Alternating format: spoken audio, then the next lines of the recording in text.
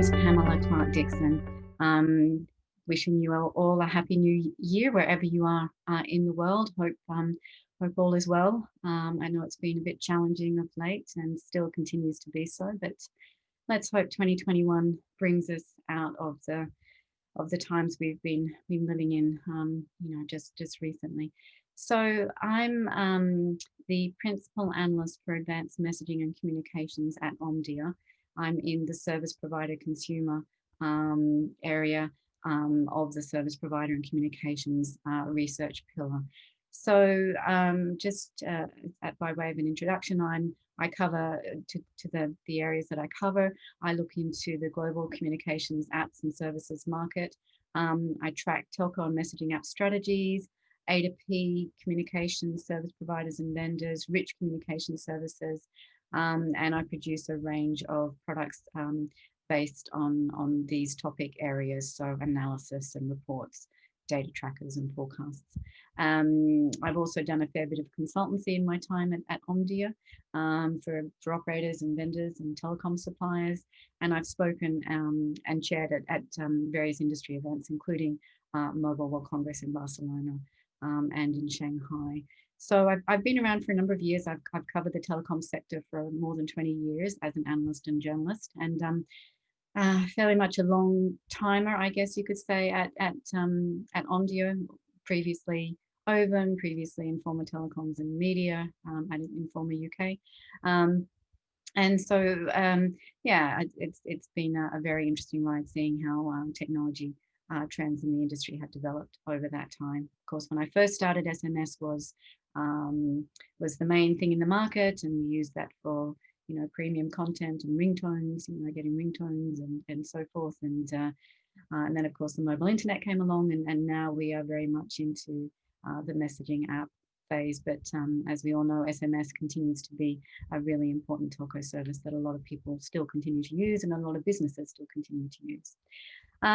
So just to give a little bit of a background about Omdia, we have a team of around 400 analysts and consultants around the globe in about 25 locations, spread between EMEA, the Americas, and Asia Pacific. And what we want to do for our clients is provide them with timely, reliable, and an extensive range of intelligence services that they can then use as actionable insight, which they can then use to make strategic business decisions.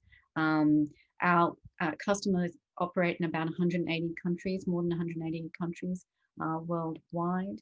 And just to give you a bit of an overview of where Omdia has come from, we are the combination of a number of different companies. So of course, there was Ovum, which itself was the merger of Informa Telecoms and Media and Ovum in the early 2010s.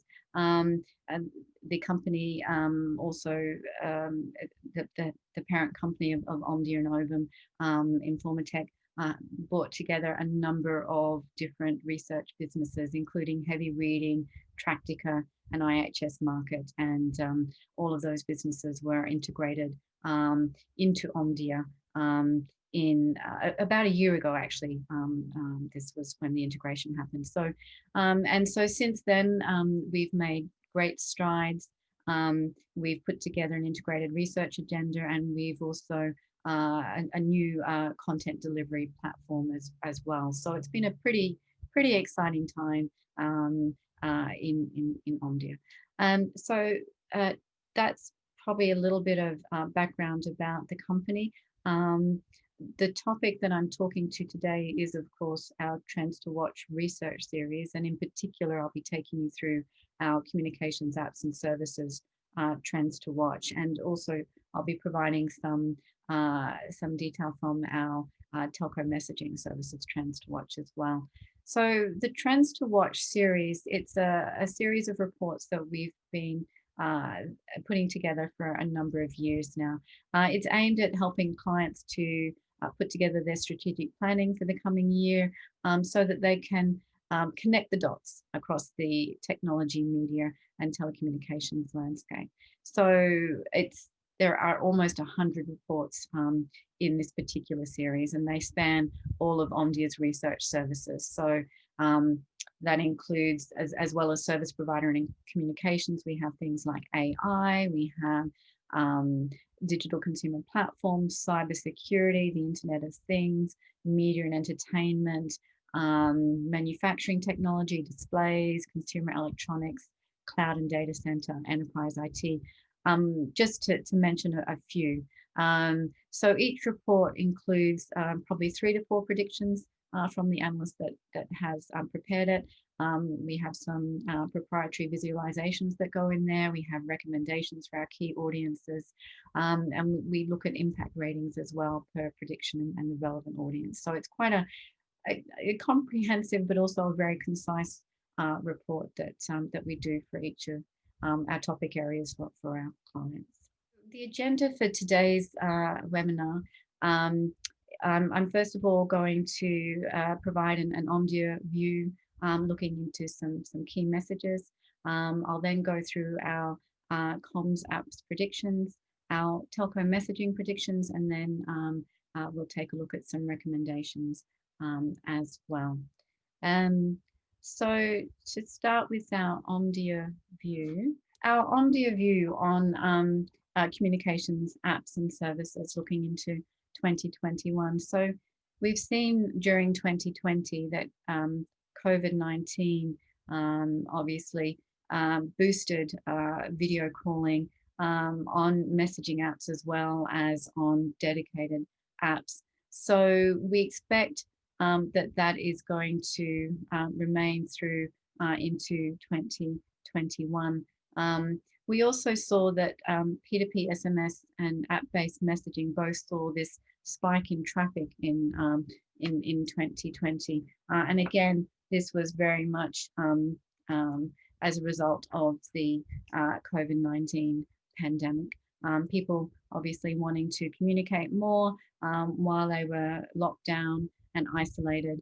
So they turned increasingly to SMS and to their messaging apps in order to be able to do that. We expect that this spike or this increase in messaging app traffic will be sustained for the messaging apps in 2021. But we already started to see a bit of a decline in P2P SMS traffic, where it was going back to its pre-COVID levels. So that is probably going to continue in 2021.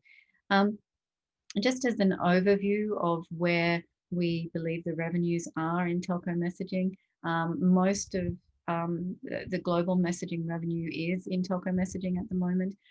So just under 80% that represented in 2021. These are according to our forecasts. But what we're expecting is that A2P SMS is going to start outpacing P2P SMS revenue. And that will particularly come into play during 2021 as well. We saw that obviously Facebook's apps, its messaging apps, were used quite a lot more in 2020 as a result of COVID-19. And Facebook has been very quick to jump on this and to add more monetization capabilities into some of these apps. So this is quite an important step for Facebook to take, notwithstanding what's happened in the last couple of weeks with WhatsApp. Obviously, Facebook's revenues mainly come from advertising. Very little comes from payments or other sources. So to be able to start monetizing WhatsApp and Instagram and Facebook Messenger by adding commerce and customer care capabilities is actually a pretty important step for Facebook to take. And so a lot of the new features that it added in 2020 are going to lay that fairly solid foundation for it into 2021. And then finally, from the communications apps and services perspective, we see 5G networks proliferating around the world now. And obviously they provide telcos with an opportunity to upgrade their messaging services and perhaps to introduce free video calling for those telcos that wish to do so. it's not really something that many telcos have done. We've seen a few launching ViLTE services, for example, but I expect we'll get a clearer picture of what happens with that particular service in 2021.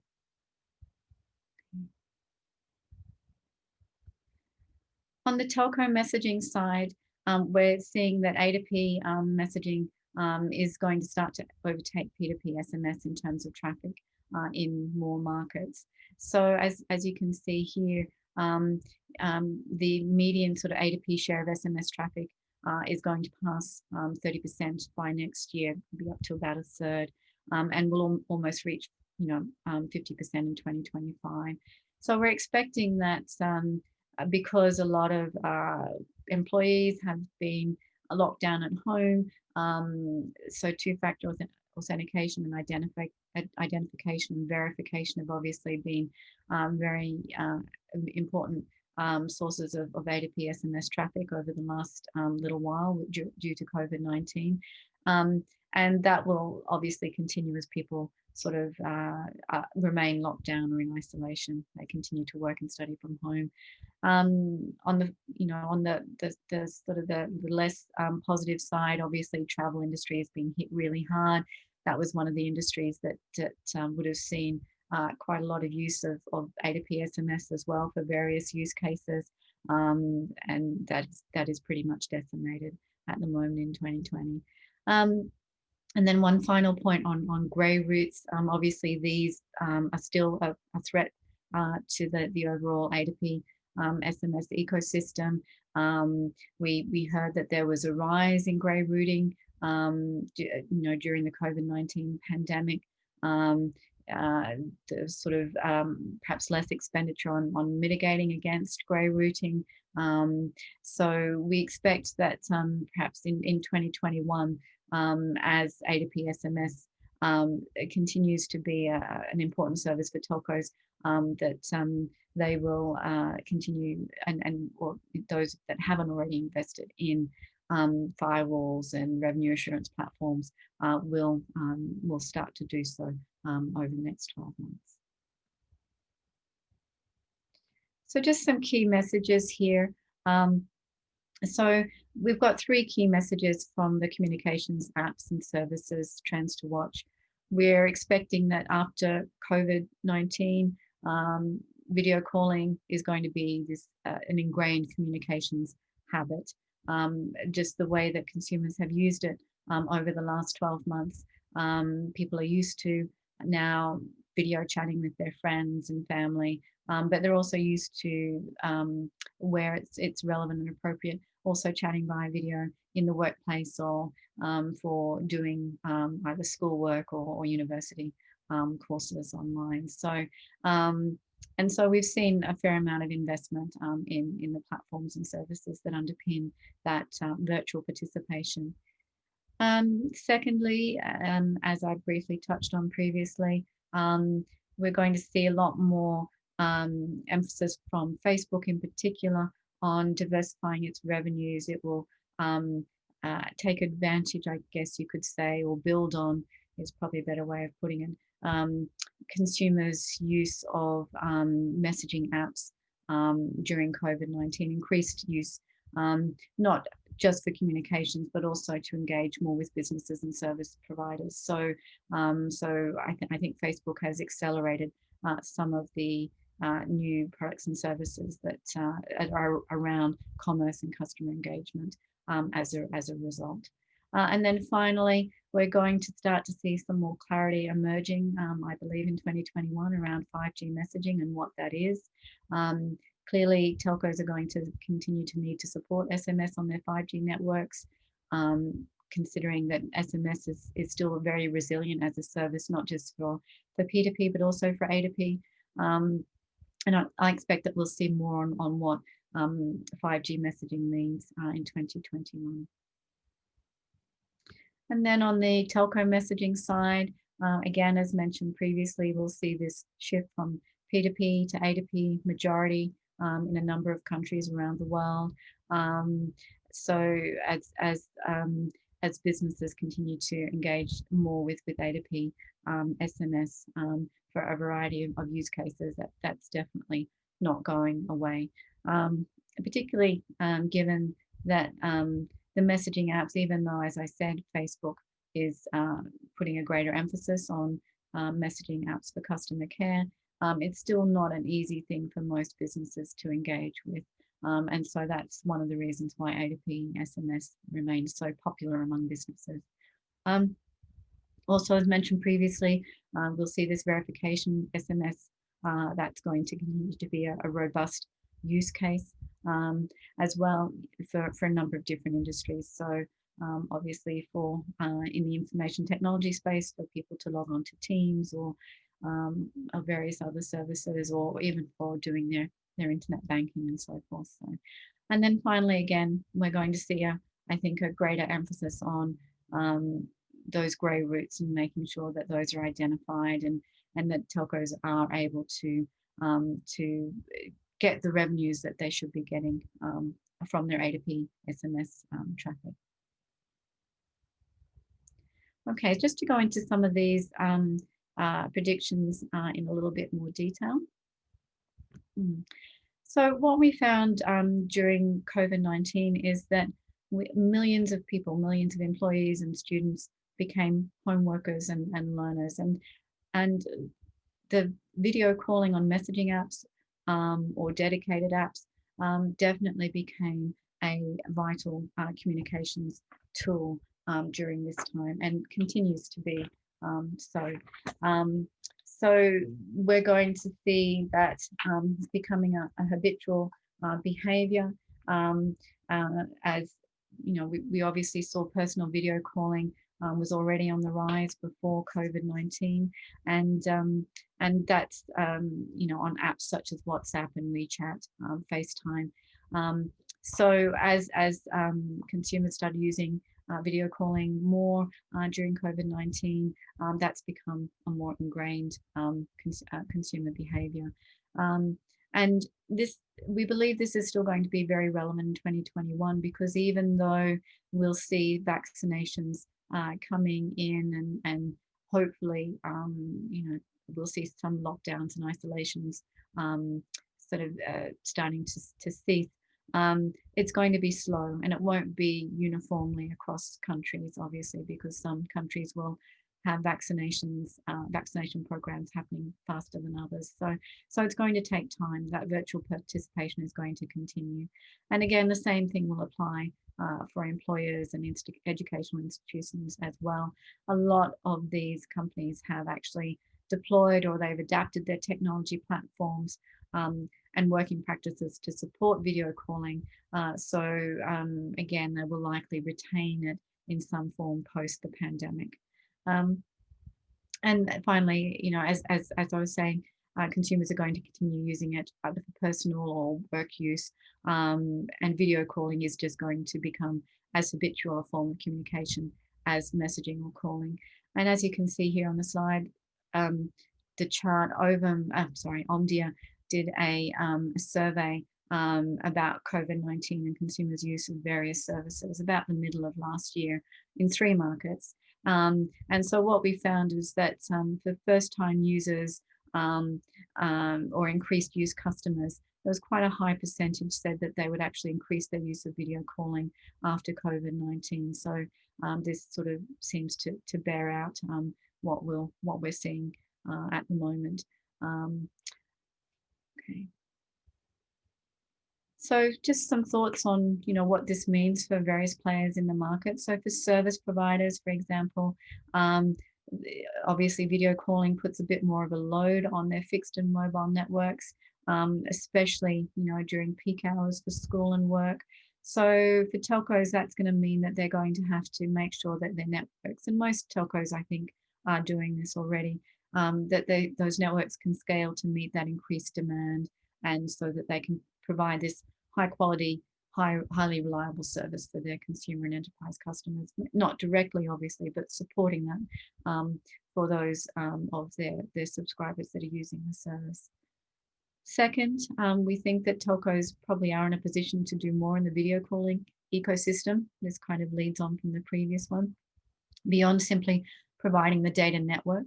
And so given that we've got 5G networks rolling out as well, and VoLTE, you know, perhaps telcos should evaluate whether they themselves offer video calling at a network level, you know, make that a native, free, universally available service. Could be a selling point for 5G networks.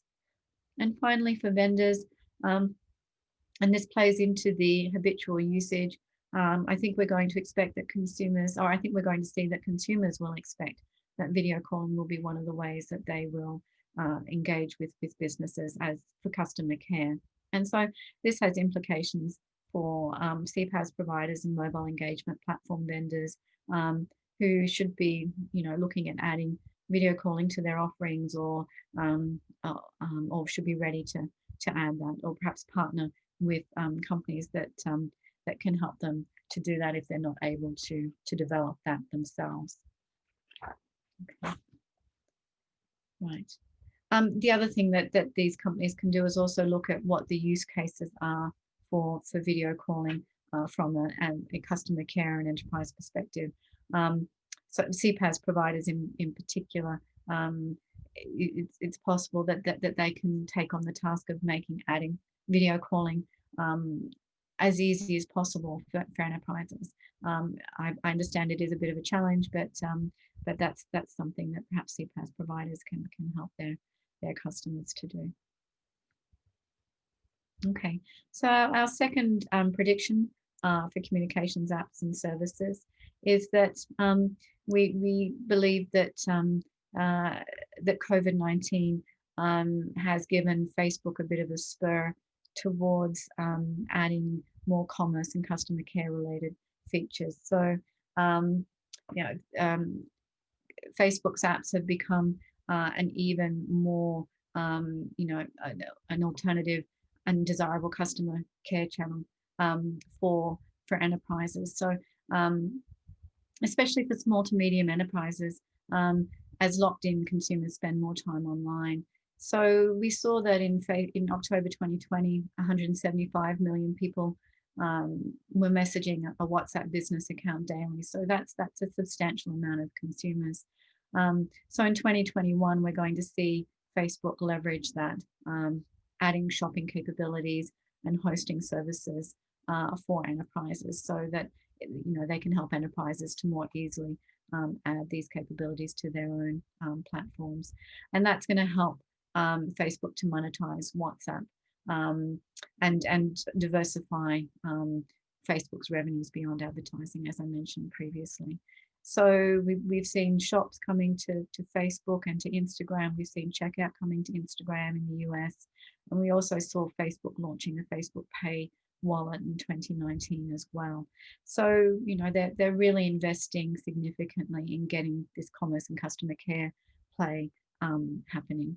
And they kind of need to. I mean, if you look at where Tencent is versus where Facebook is, Tencent has a really strong commerce and customer care play, and that it comes out in its revenues, you know, 4.5 billion in its fintech revenues for 2019 versus Facebook, which had 1.04 billion. So yeah, Facebook has got a long way to go, but I mean, it does have a huge user base across its apps, and so, you know, it's well positioned to be able to generate you know, a significant amount of revenue if it gets this strategy right.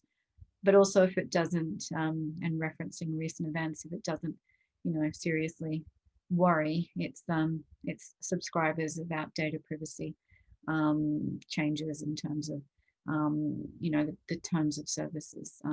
It just needs to, I think, be a little more clearer in its communication about what that means for consumers, rather than making that confusing and concerning. So just to go into some impacts here. So for service providers, we obviously see that Facebook's apps are going to become this alternative customer care channel for consumers, and that means that telcos can also build on that for their own customer service using the Facebook app. So they should be looking at, how they can then provide that to their customers, whether that's via WhatsApp or Facebook Messenger or Instagram. Um, uh, so for CPaaS providers, we've obviously got Facebook providing hosting services for its SME customers, and that could see CPaaS providers taking on a growing role as well. Um, they'll be able to potentially expand partnerships with existing CPaaS provider partners, and potentially source new partners in the CPaaS market as well. So it's likely that we'll see the role of CPaaS providers as Facebook partners growing there. And so as far as CPaaS providers are concerned, they can reach out to Facebook to obviously express their interest, request information, and engage, and help their customers as well to gauge that demand and to seed the market. And then finally, for SMS aggregators, clearly we are seeing some decline in the P2P SMS side, not so much in the A2P SMS side. That hasn't really eventuated as we thought that might earlier in the piece. So, but it may do over the next 5 years, perhaps, depending on how well Facebook does roll out this messaging app, its strategy for messaging apps as a customer care platform or customer care channel. We don't think it's likely to be significant in 2021, but we may see it building over the coming years. It is going to take some time. So for the SMS aggregators, obviously they need to make sure that the services they're providing with enterprises are attractive and easy to access and so on. But they should also, and many already are, obviously planning for a future in which we see more enterprise messaging traffic eventually moving to messaging apps as well as or instead of SMS. And then for the final prediction for communications apps and services, we see, as 5G networks proliferate, we're going to see some of that clarity emerging on 5G messaging.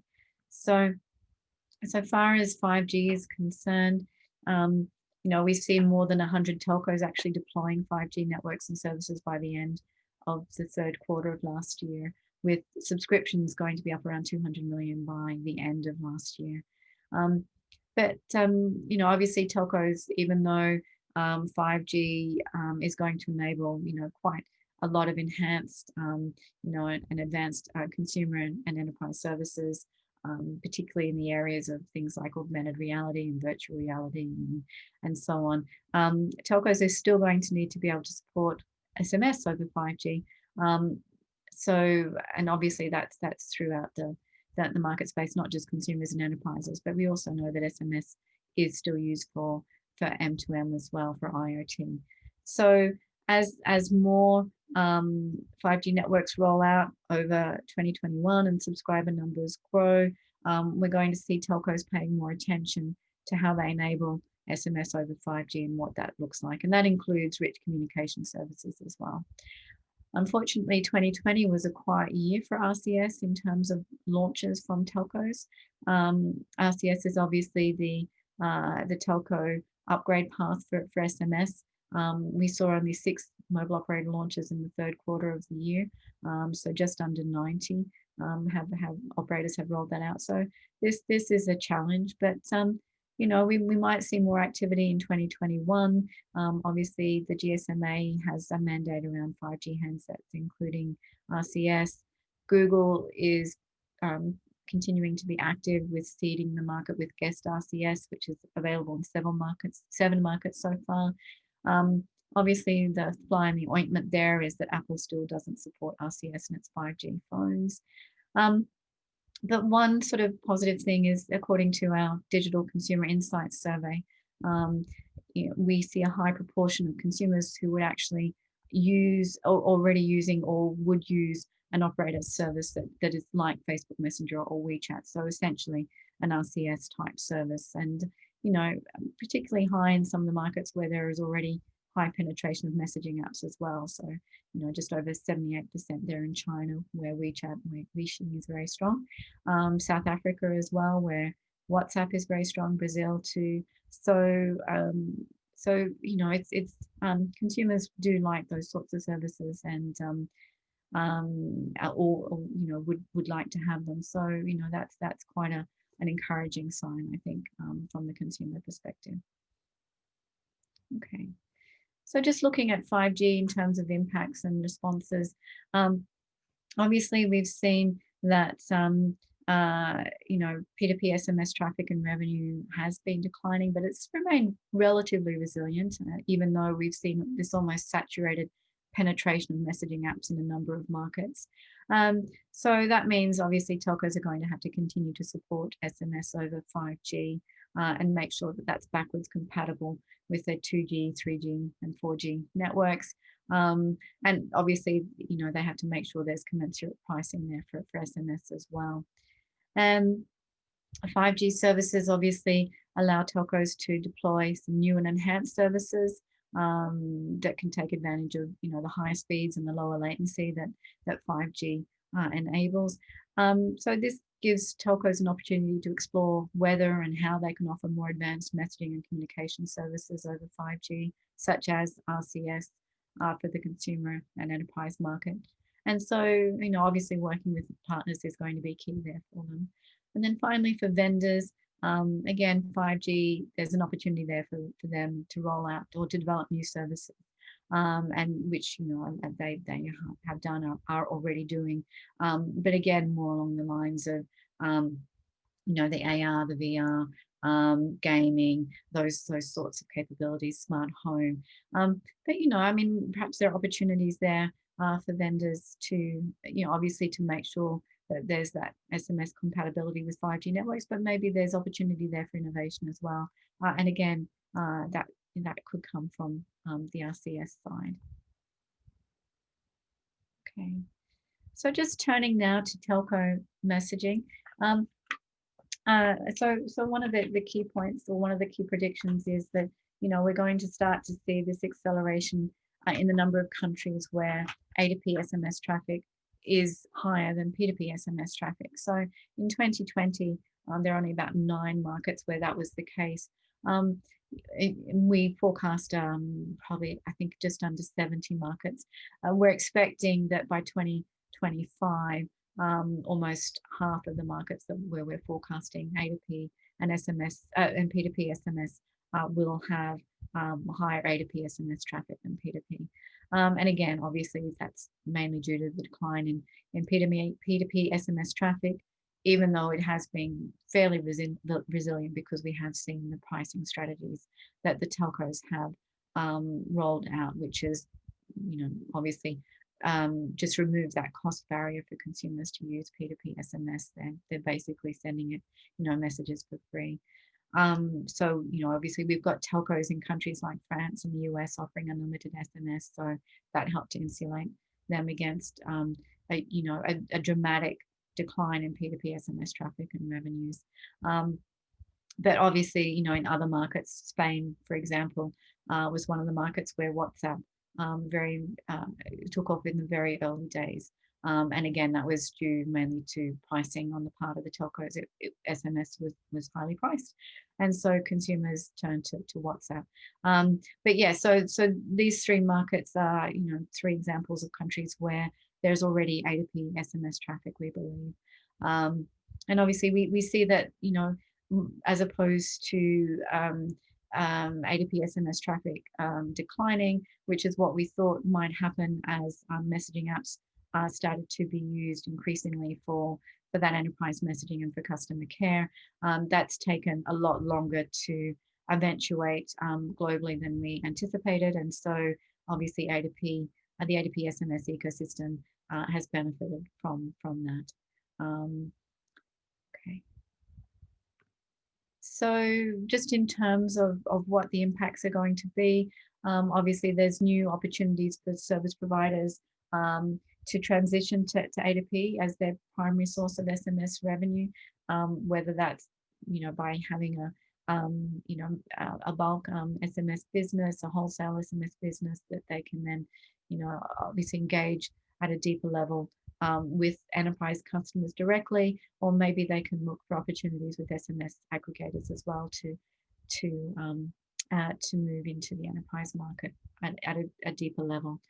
And then on the part of vendors, I mean, obviously providing cost-effective A2P SMS platforms is challenging. And so what we've seen there is that cloud-based platforms are very much being used to help drive CapEx down, but also obviously helping enable some flexibility there for not only pricing, but also to add new features or to tweak features that that service providers and SMS aggregators might find useful.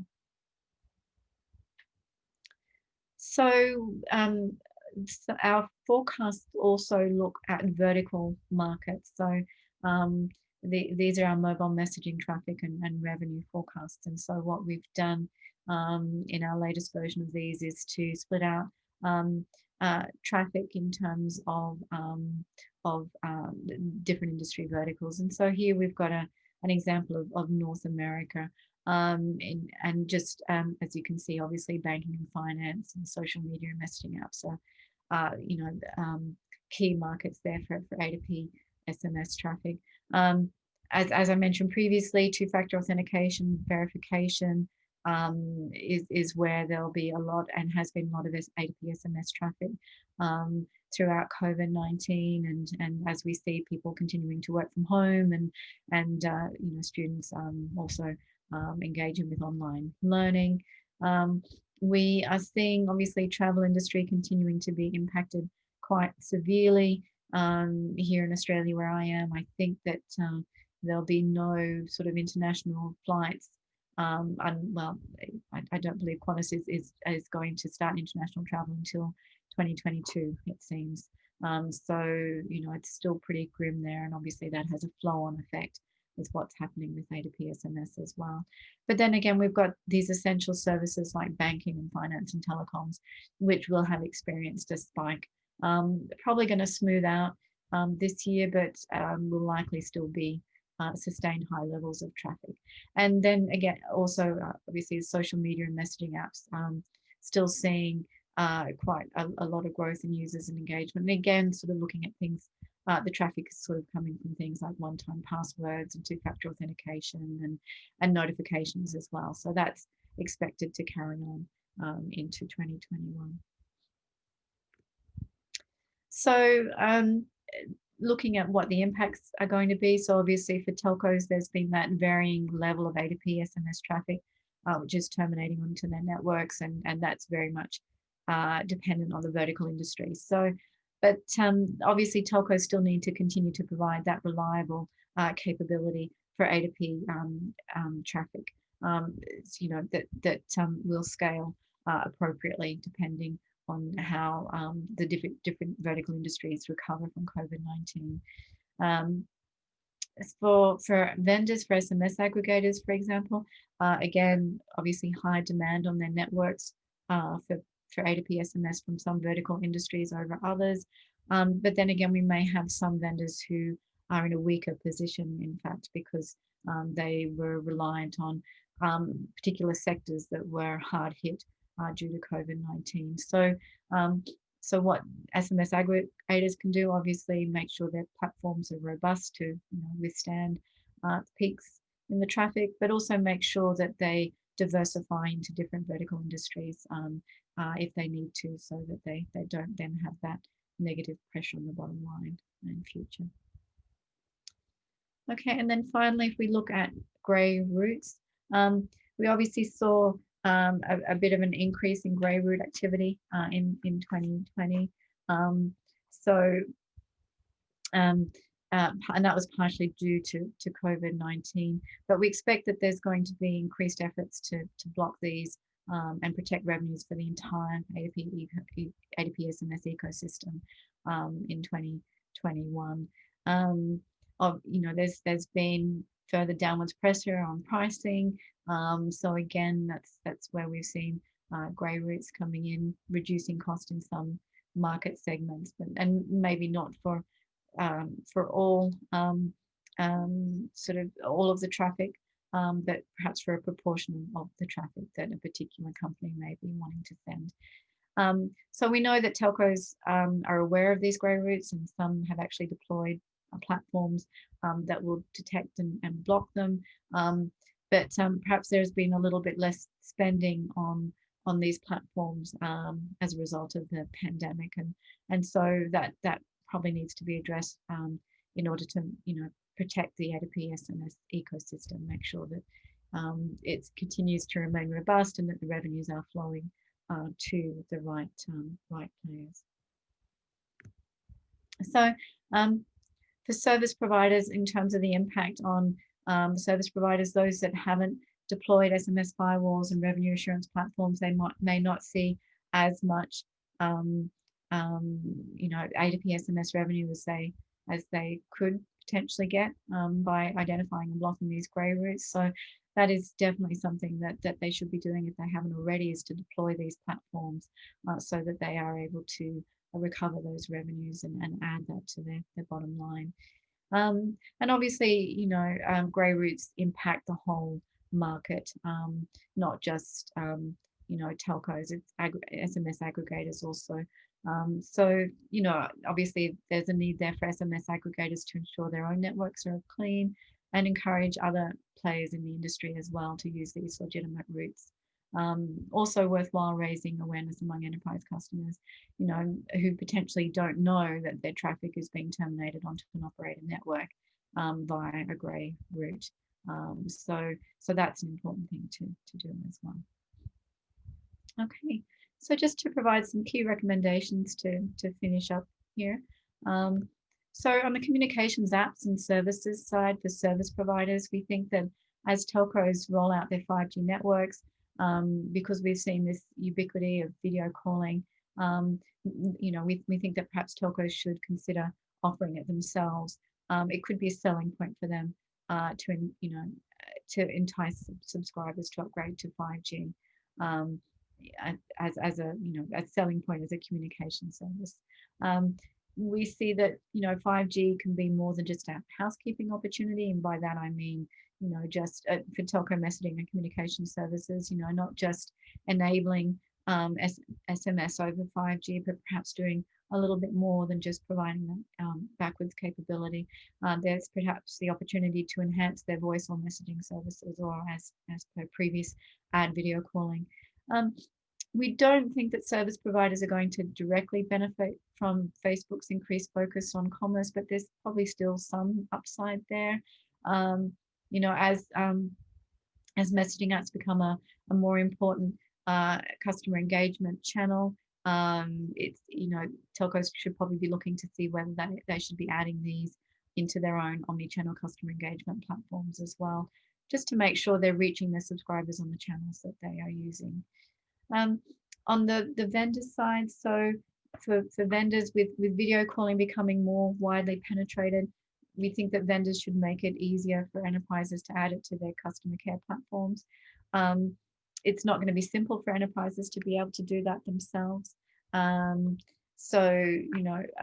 Communications platforms as a service provider and mobile engagement platform vendors are probably going to play a key role there. But probably going to need to take a targeted approach, so identifying the most likely use cases for video calling in a particular segment. We think that messaging vendors are going to need to work with the rest of the ecosystem to roll out the infrastructure upgrades necessary for SMS over 5G, and also be prepared to innovate if there's an opportunity to develop a new 5G-based messaging or communication service. And then finally, while SMS is currently the main source of revenue and traffic for a lot of CPaaS providers and aggregators, we are probably going to see that revenue and traffic from messaging apps growing.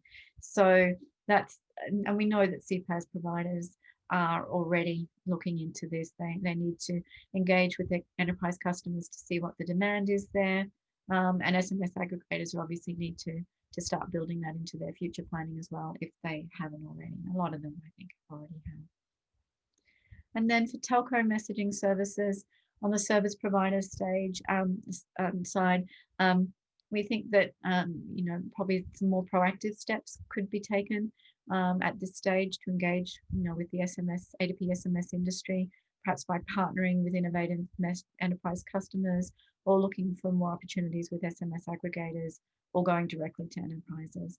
A key to that is going to be a really solid SMS infrastructure, so reliable termination capabilities, something that's scalable, particularly as we've seen with COVID-19. So just really getting rid of anything that could undermine SMS as as this reliable form of communications that it's become. And then finally, investing in these countermeasures against grey routes. So that includes, deploying SMS firewalls and revenue assurance platforms there. And for vendors, obviously investing in cloud-based platforms is going to help them to lower their costs but also be more flexible in terms of not only their pricing, but the types of services and capabilities they can enable on their platforms. There's going to be this need for agility and to be able to seize these sort of new opportunities. And that means, obviously making sure that platforms are robust. And having a diverse customer base is going to help there too. And then the last point is again around grey routes. Still probably a need to raise awareness about, what grey routes are. And I think, there is a lot of awareness out there in the market as well. But can't hurt, I don't think, to continue to make sure that awareness is there, and to encourage, more legitimate practices, making sure, their own networks are clean, and just really trying to make sure that whole A2P SMS channel is as clean as possible, which will benefit the whole industry. Okay, and that brings me to the end of my presentation today. I would like to thank Mef for allowing me to speak with you. It's been my very great pleasure to do so.